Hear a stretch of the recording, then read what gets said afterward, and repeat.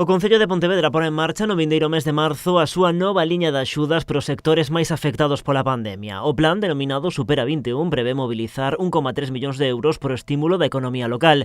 O Goberno da cidade traballa agora nas bases do plan para que sexan máis flexibles co obxectivo de chegar a máis negocios e autónomos. Poden estar dispoñibles ao longo do mes de marzo. Queremos facelo, ademais, consensuadamente con todos os sectores. Estamos tendo reunións con todos os sectores económicos para que nos aporten ideas e poder recoller nas bases todas as súas peticións que sexan posibles. Dentro deste paquete de axudas, o Concello inclúe tamén unha partida de 400.000 euros para a compra de ordenadores. Poderán optar estas achegas cun máximo de 400 euros familias con fillos menores que estuden en colexios públicos. A medida busca loitar contra a fenda digital.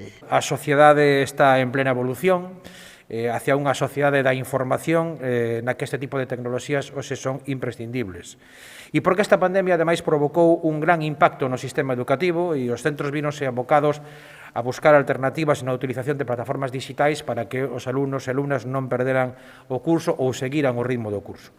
E esta situación mostrou unha fenda digital importante cun acceso moi desigual por parte dos alumnos ás novas tecnoloxías. Mais alá destas axudas, o Concello busca fórmulas tamén para apoiar o sector do turismo e, en concreto, as axencias de viaxes. Reciberán axudas fora do Supera 21 a través de accións promocionais en todo o Estado. Respecto, por exemplo, ás axencias de viaxes, tivemos entrevista con eles están falando, por exemplo, de promover o turismo na cidade, dentro do Estado, con fan trips de axencias que poidamos vender Pontevedra, e iso sería unha línea que iría fora de Supera 21 e que o faríamos a través de turismo ou de promoción económica, o que se considera máis operativo, non? Os detalles do Supera 21 publicaránse na páxina web que Pontevedra vai habilitar para que os interesados poidan consultar as bases das distintas partidas que o Concello vai poñer sobre a mesa para paliar os efectos da crise derivada do coronavirus.